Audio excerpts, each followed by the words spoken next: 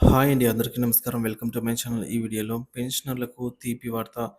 మీ అలవెన్స్‌లు భారీగా పెంపు. ఒక కండిషన్ కూడా ఉంది. తెలుసుకోకపోతే అది నష్టపోతారు. మరి ఏంటి ఆ కండిషను అనే పూర్తి సమాచారాన్ని వీడియోలో తెలుసుకుందాము. వీడియోని ఎక్కడే కానీ స్కిప్ చేయకుండా ఎండ్ వరకు చూడండి. అప్పుడే ఇన్ఫర్మేషన్ పూర్తిగా అర్థమవుతుంది. వీడియో చూస్తున్న ప్రతి ఒక్కరు వీడియోకి లైక్ చేయండి ఫ్రెండ్స్. వీడియోని తోటి ఉద్యోగ పెన్షన్ మిత్రులతో అయితే షేర్ చేయండి. కొత్తగా మన ఛానల్ చూస్తున్నవారు ఇంకా ఎవరైనా సబ్స్క్రైబ్ చేసుకున్నట్లయితే వెంటనే మన ఛానల్‌ని సబ్స్క్రైబ్ చేసుకోండి. దీని ద్వారా నేను చేసే లేటెస్ట్ వీడియోస్ అన్నీ మీ వరకు రీచ్ అవుతాయి. ఇంకా ఆలస్యం చేయకుండా వివరాల్లోకైతే వెళ్ళిపోదాము. ఫ్రెండ్స్ ఇక విషయానికొచ్చినట్లయితే ప్రభుత్వ ఉద్యోగులకి గుడ్ న్యూస్. వైద్య భత్యం పెంపు పూర్తి వివరాలు. ప్రభుత్వ ఉద్యోగులకు వైద్య భత్యం పెంపుపై ఒక శుభవార్త వెలువడింది. జాతీయ పెన్షన్ వ్యవస్థ ఎన్‌పీఎస్ పరిధిలో ప్రభుత్వ ఉద్యోగులకు పదవి విరమణ తర్వాత ప్రతి నెల స్థిర వైద్య భత్యం ఫిక్స్డ్ మెడికల్ అలవెన్స్ ఎఫ్ఎంఏ పొందుతారని పెన్షన్ మరియు పెన్షనర్ల సంక్షేమ శాఖ ఈ మేరకు ప్రకటించింది. ఈ మేరకు త్వరలోనే అధికారిక ఉత్తర్వులు కూడా జారీ చేయనున్నారు. జాతీయ పెన్షన్ వ్యవస్థ పరిధిలోని ప్రభుత్వ ఉద్యోగులకు పదవి విరమణ తర్వాత ప్రతి నెల స్థిర వైద్య భత్యం లభిస్తుంది. దీనికి సంబంధించిన కొత్త ఫార్ములాను అధికారిక వెబ్సైట్‌లో ఇప్పటికే చేర్చారు. చెల్లింపు ప్రక్రియను కూడా స్పష్టం చేశారు. వైద్య భత్యం కొనసాగింపు కోసం ప్రతి సంవత్సరం జీవిత ధృవీకరణ పత్రం అంటే లైఫ్ సర్టిఫికేట్‌ని సమర్పించడం తప్పనిసరి. స్థిర వైద్య భత్యం ఫిక్స్డ్ మెడికల్ అలవెన్స్. స్థిర వైద్య భత్యం అనేది పదవి విరమణ చేసిన ప్రభుత్వ పెన్షనర్లకు ఇచ్చే నెలవారీ భత్యం.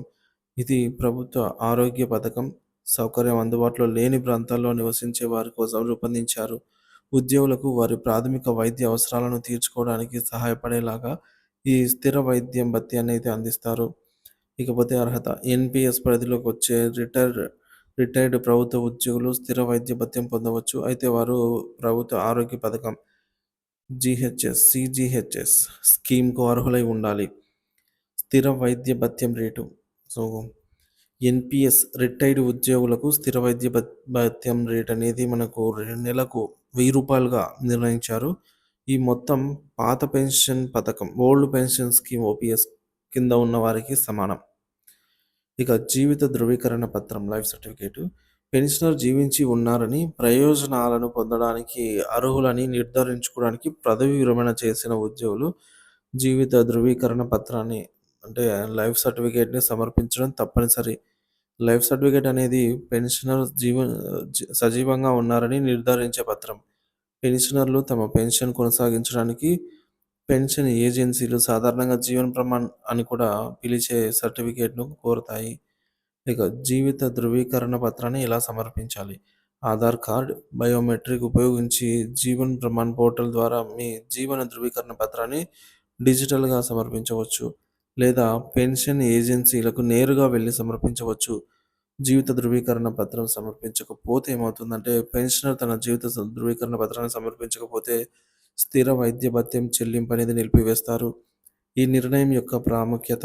ఈ నిర్ణయం ప్రభుత్వ ఉద్యోగులకు పదవి విరమణ తర్వాత ఆర్థిక భరోసాను అందిస్తుంది. ముఖ్యంగా గ్రామీణ ప్రాంతాల్లో నివసించే ఉద్యోగులకు ఇది చాలా ఉపయోగకరంగా ఉంటుంది. అయితే ఈ భత్యాన్ని ప్రస్తుత ధరలకు అనుగుణంగా పెంచాలి అని ఉద్యోగులు కోరుతున్నారు. మొత్తానికి కేంద్ర ప్రభుత్వ ఉద్యోగుల సంక్షేమం కోసం తీసుకుంటున్నటువంటి చర్యలు అభినందనీయం.